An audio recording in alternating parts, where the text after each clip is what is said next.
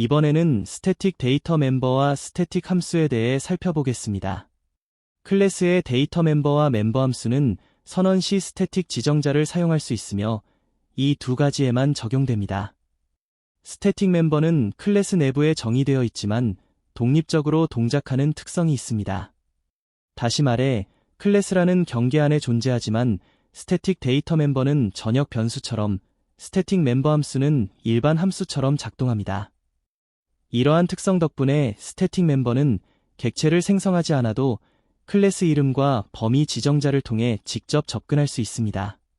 물론 객체가 존재할 경우 도트 연산자나 화살표 연산자를 통해서도 접근이 가능합니다. 예를 들어 멤버라는 클래스가 있고 그 안에 스태틱 함수와 스태틱 데이터 멤버가 정의되어 있다고 가정합시다. 이 경우 객체를 생성하지 않고도 클래스 이름과 범위 지정자를 통해 해당 스태틱 함수를 호출할 수 있습니다. 또한 스태틱 데이터 멤버는 클래스의 객체가 생성될 때마다 자동으로 값을 증가시키는 방식으로 활용될 수 있으며 메모리를 직접 할당하고 반환하는 역할을 하는 함수와 함께 자주 사용됩니다. 이러한 방식은 클래스 내부 상태를 관리하거나 공용 자원을 다룰 때 효과적입니다.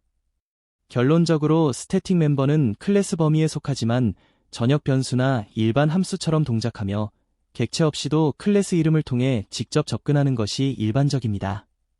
이러한 개념을 정확히 이해해두는 것이 중요합니다. 스태틱 지정자는 일반 변수에도 자주 사용되지만 클래스에서는 데이터 멤버와 멤버 함수에 적용할 수 있습니다. 이때는 우리가 기존에 배운 것과는 조금 다른 방식으로 동작하게 됩니다. 이번에는 스태틱 지정자의 기능을 중심으로 통합해 설명해 보겠습니다.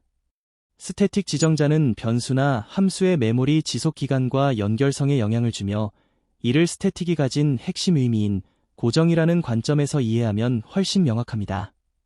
즉, 스태틱은 선언된 위치에 해당 요소를 고정시킨다는 의미를 갖습니다. 우선 변수의 경우 스태틱 지정자를 사용하면 메모리 지속 기간이 프로그램 종료 시점까지 유지되는 스태틱 지속 기간을 가지게 됩니다. 연결성 측면에서는 변수의 선언 위치에 따라 범위가 달라지는데 이를 해당 위치에 고정된다고 이해하면 쉽습니다.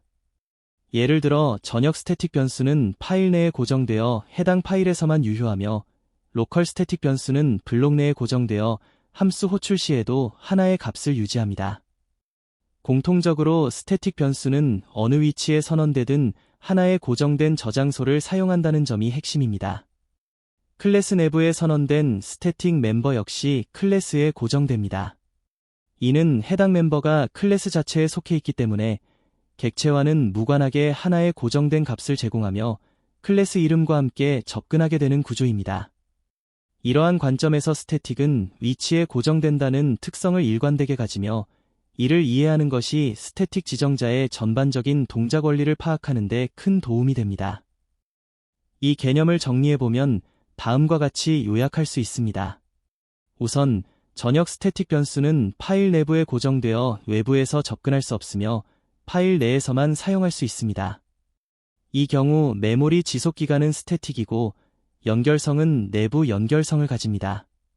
로컬 스태틱 변수는 블록 내부에 고정되어 있으며 블록이 끝나도 값이 사라지지 않고 계속 유지됩니다. 이 경우는 무연결성으로 간주됩니다. 클래스의 스태틱 멤버는 클래스에 고정되어 있고 모든 객체가 동일한 값을 공유하게 됩니다. 이는 클래스 외부에서도 접근 가능하므로 외부 연결성을 가진다고 볼 수 있습니다. 이처럼 스태틱 지정자는 어떤 위치에서든 고정된 값이나 기능을 제공하며 프로그램 종료 시점까지 유지된다는 점으로 요약할 수 있습니다. 클래스의 데이터 멤버의 스태틱 지정자를 설정하면 기본적으로 전역 변수처럼 메모리의 프로그램 종료 시까지 유지되며 외부 연결성을 가집니다.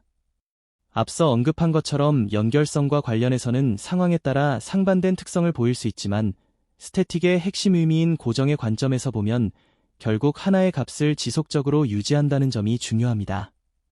연결성은 주로 컴파일러의 처리 관점에서 사용하는 용어이며 우리가 실제 사용할 때는 단일한 값이 고정되어 공유된다는 구조로 이해하는 것이 더 효과적입니다. 따라서 스태틱 멤버는 클래스 내부에 있지만 모든 객체가 하나의 동일한 값을 공유하게 됩니다. 즉, 객체 입장에서 보면 해당 스태틱 멤버는 전역 변수처럼 동작하며 클래스 전체에서 공통된 상태를 유지합니다. 이는 마치 파일 내 전역 변수 혹은 함수 내 스태틱 로컬 변수처럼 프로그램 전반에 걸쳐 하나의 값만 유지되는 구조입니다. 여기 구조체 안에 count라는 스태틱 멤버와 m이라는 일반 데이터 멤버가 있을 때 여러 객체를 생성해도 count는 클래스 전체에서 공통된 하나의 메모리 공간을 사용하며 모든 객체가 동일한 값을 참조하게 됩니다.